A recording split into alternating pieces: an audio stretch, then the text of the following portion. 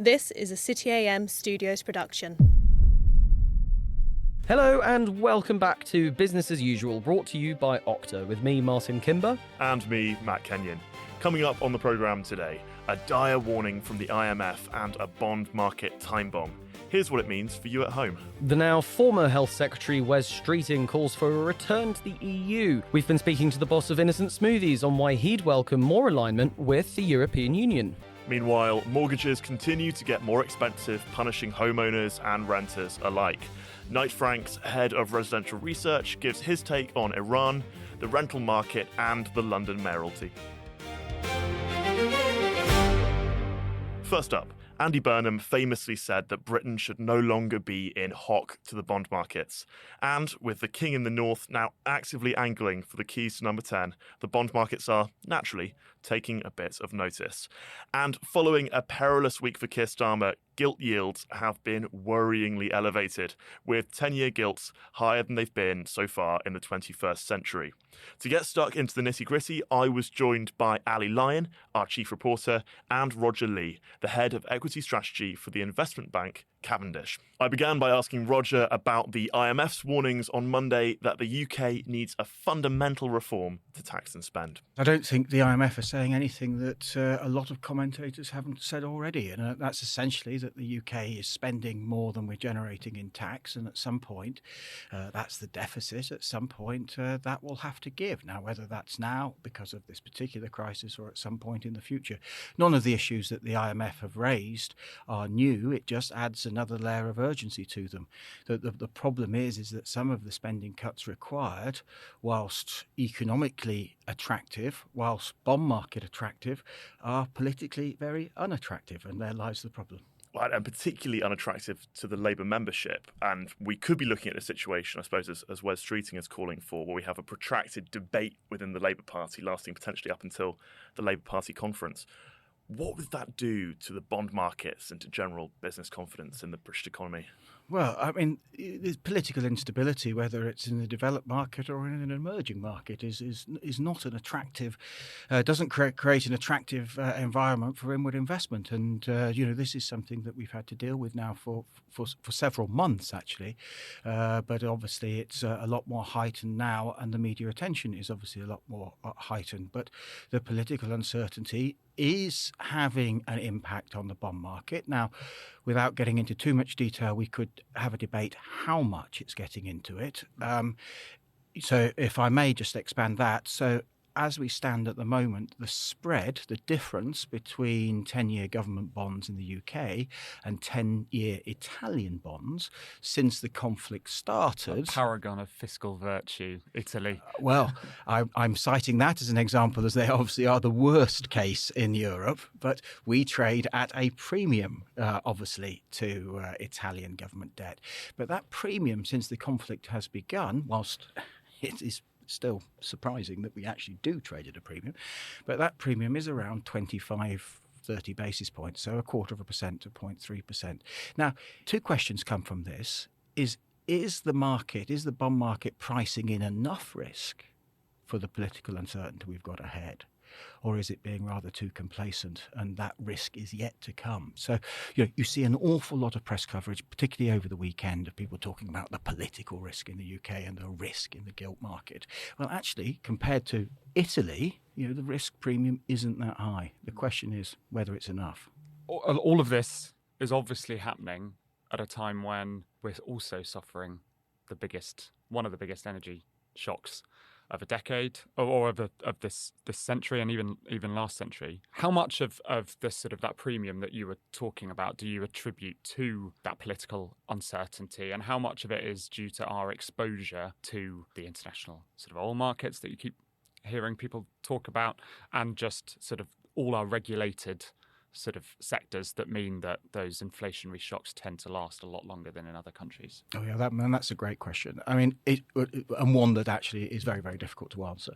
There are layers of risk embedded in the gilt price, obviously. You could argue that one of the reasons we are trading at a premium to European bonds, or that spread has increased, is because we are more exposed to the oil price, just for the reasons that you outlined, the regulatory risk, risk, the way that prices are set, the way that utility bills are set. We have the highest energy prices in Europe as it is. So, structurally, we are probably more exposed to the spike in oil prices as we were when Russia invaded Ukraine, and that is also being reflected in our cost of borrowing, our government's cost of borrowing. So it is multi-layered. I would say that the inflation, we had elevated inflation compared to Europe coming into this conflict already. We then put another layer of inflationary risk on that. It's not surprising that our cost of borrowing is going up more than the Europeans. And so this comes back to that point of how to disaggregate what's in the gilt price, how much is, let's say, the Andy Burnham risk, how much is our regulatory exposure to higher energy prices, and how much is due to the fact that we had elevated inflation coming into this crisis. And we ran a story last week about a big pension fund, Standard Life, looking to take advantage of the really quite appealing yields that are now on show, or the interest rates, I should say, on government debt that is now sort of on offer as a result of this sell-off. Have you been tempted to sort of buy the dip, but in gilt terms? Well, I'm not giving any financial advice, of course. I mean, clearly, if you're going to hold gilts to maturity, some of the short-dated gilts, as I'm sure other guests of yours have talked about, are quite attractive because of the fiscal advantages of being exempt from capital gain. There's clearly yields are attractive. If you look at the new issues, when the government does issue or the debt office does issue new gilts, then they are attractively covered because of the high yields that are being offered. And if you're going to hold them to maturity, and let's assume the UK is not going to default, and absolutely no suggestion that that's possibly going to happen, then you are getting a very attractive yield on a hold to maturity basis. Now, the flip side of that is the government is having to pay that higher yield, and that is what contributes to the deficit, which is where we started in the first place. Right, coming up after the break, Health Secretary Wes Streeting calls for a return to the EU. We'll hear from the boss of Innocent Smoothies about why he'd welcome more cooperation with the bloc. Don't go away. This episode is brought to you by Okta. AI agents are everywhere now, quietly making decisions across organisations. That's great until you stop and think, who's in charge? If you don't know who an agent is, what it's connected to, or what it's allowed to do, you can't really trust it to act in your interests. That's the bit Okta focuses on. They secure the identity of AI agents, so there's one clear layer of whole system. Which means every agent has a clear identity, permissions, and a line of accountability, even as things scale. Risk becomes something you manage, not guess at. Secure every agent, secure any agent. Okta secures AI. Now, after years of Brexit tearing the Tory party apart, ultimately resulting in electoral oblivion, the Labour Party has decided to do the exact same thing.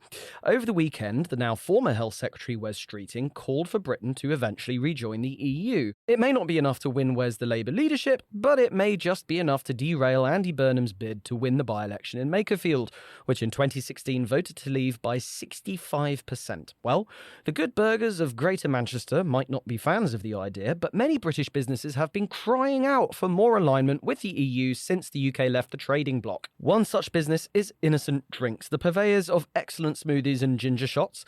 City AM's Alice Denby has been speaking to their CEO, Nick Canny, and asked him if he backs Labour's plans to realign with EU standards. Ultimately, we find that the recipes, people in Germany, France and the UK quite enjoy the similar drinks, and so we actually blend similar drinks. So if those are popular and if we can be consistent, then that's fantastic, because it just means that that what we're doing is we're hitting high food quality safety standards with those. But the other thing I guess we welcome is anything that reduces the burden of administration is really helpful. So, again, we talk about cost of living crisis, but if we have to spend money on paperwork and administration and moving things across borders, it costs money for people. So, those are the things that would be helpful for us in that sort of context. Yeah. Okay, so I'm hearing that that's something you'd welcome. But what about trade deals with other jurisdictions? Like if you wanted to export to America, would you be worried that an EU trade deal would make that harder? Yeah, again, we're very focused on Europe, really. So it's not something that's on my mind. I mean, we do look at opportunities around the world. Interestingly, at the moment, we're just talking about sending some coconut water to Australia. Oh, great. Which is, fairly opportunistic, but at the same time, that it's not been a problem. Now, Matt, one thing I was quite struck by there was how clearly there is a massive divide between what businesses want and what the everyday voter wants. Yeah, this is a massive problem, I think, because for businesses who are dealing with the day-to-day friction of trading with Europe, it is just exhausting. But I suppose for people in the general public who are not actually dealing with it, it is also exhausting to talk about. And I think probably all of us around the media, but then everyone in the public more broadly, is probably flinching a bit at the thought of this being reopened as a live political issue, because it was just so unpleasant back in 2018 or 19. But that doesn't mean that I think very fair concerns about how needlessly bureaucratic it is to trade with Europe should be ignored.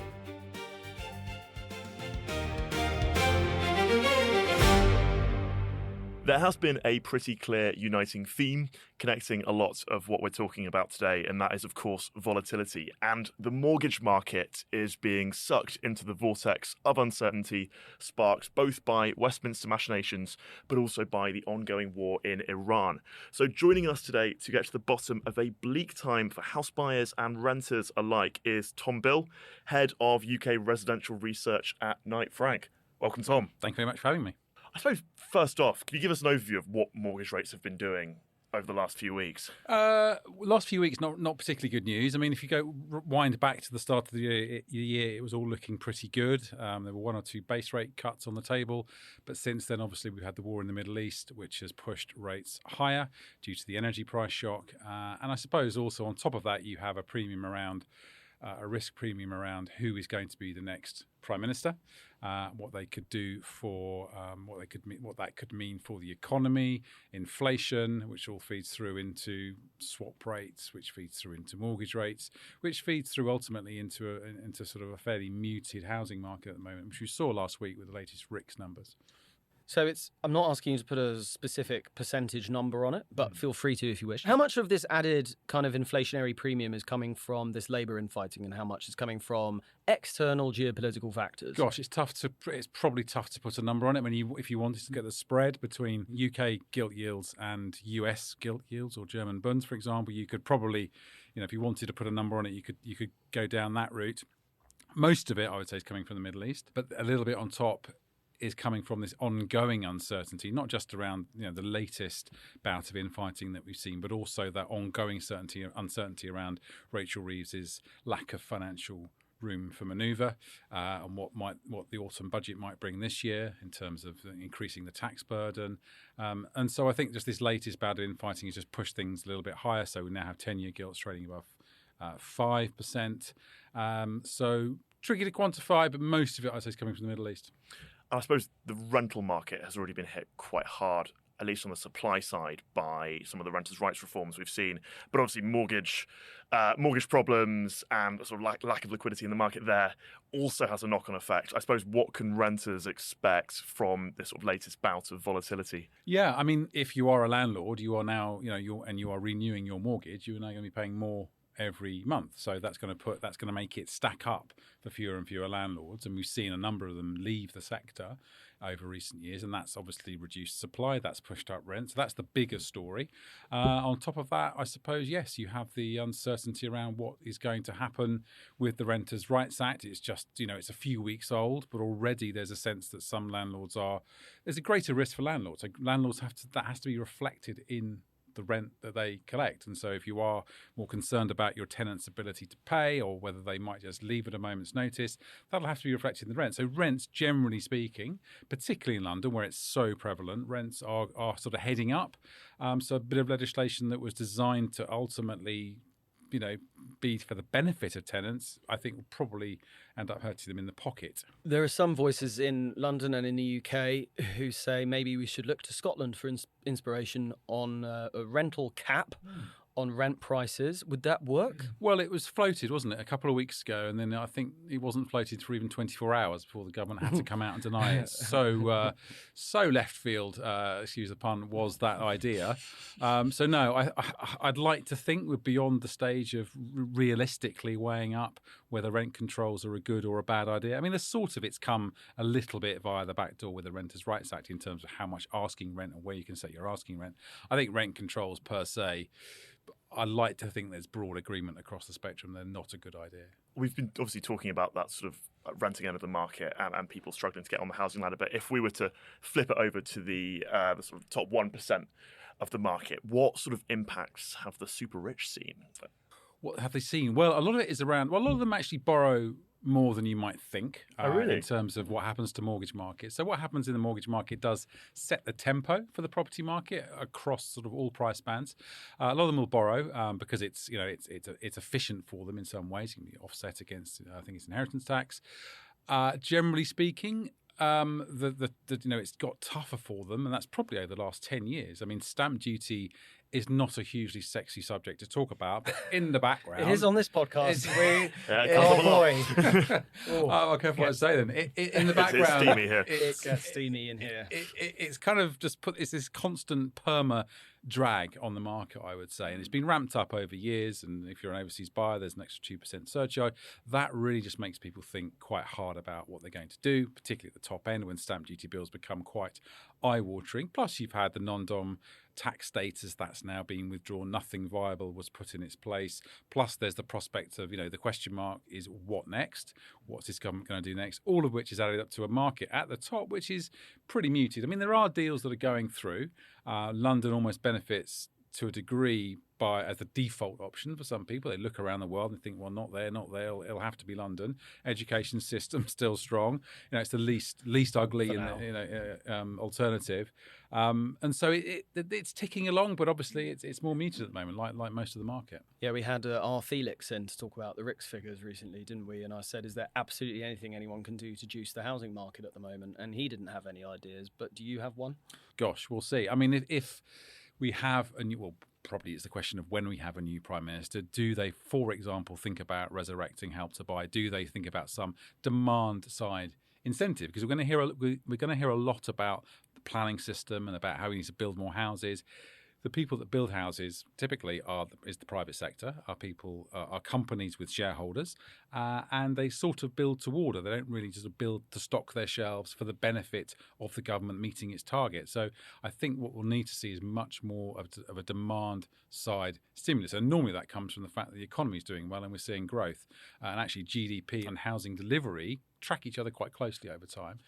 So I think if we do get that sense of economic optimism back, and I can't see why we would get that back, particularly in the short term, then I think we will see inevitably more houses being built. It's been so depressing lately. But it's weird though, because it strikes me that there is a lot of supply in the market. So it's a strange one where like people are trying to sell, people perhaps aren't able to buy. But I suppose how are we simultaneously in a position where it's neither a buyer's nor a seller's market? That feels extraordinary. Yeah, it depends, I suppose, what part of the country you're looking at. I mean, in London, it's just you're hitting an affordability ceiling, and that's why you're seeing with the house price growth around the country, the house price growth map of the UK. London is lagging the rest of the country. It led for so many years.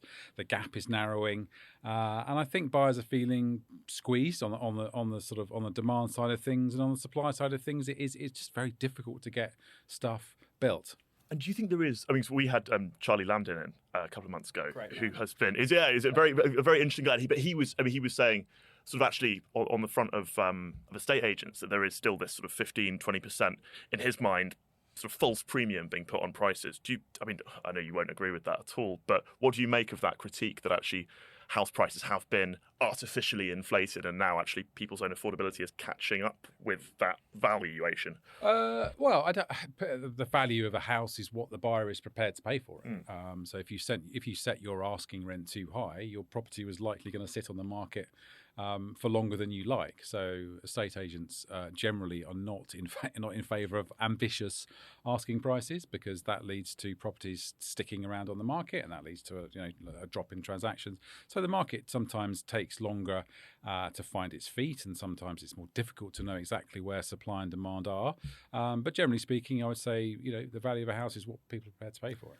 Right, final question, slightly indulgent for our London audience. Dawn Butler, again this week, rumoured to be making a run for the London mayoralty. Would a left-wing mayoral candidate in London spook the top 1% of people who probably buy the kinds of properties that Knight Frank lists? Or what kind of effect would a more left-wing mayor have on your business? I think this is a question of how far or how much power she would have, or how many different new policies that she could bring in. I think that would be part of the consideration. I mean, already people are leaving London because they're looking at what the central government's doing in terms of the say around taxation and non-doms and stamp duty and that sort of thing. A mayor, I think it's probably more a question for the delivery of housing, how much she would, how much any mayor would be able to affect the different planning systems at local authorities. I'm not sure. As a symbolic figurehead, perhaps to some degree, but I'm not sure it's going to have a material impact. I think it's much more probably about what central government's doing. Well, that's just about all we have time for today. Thank you so much for listening to Business as Usual, brought to you by Okta. Don't forget to subscribe to City AM's daily and weekly newsletters, and of course, don't forget to download our free app. And we have a newspaper still as well, so don't forget to pick one of those up. We'll be back in your podcast feeds tomorrow at 6 a.m, but for now, goodbye. Goodbye.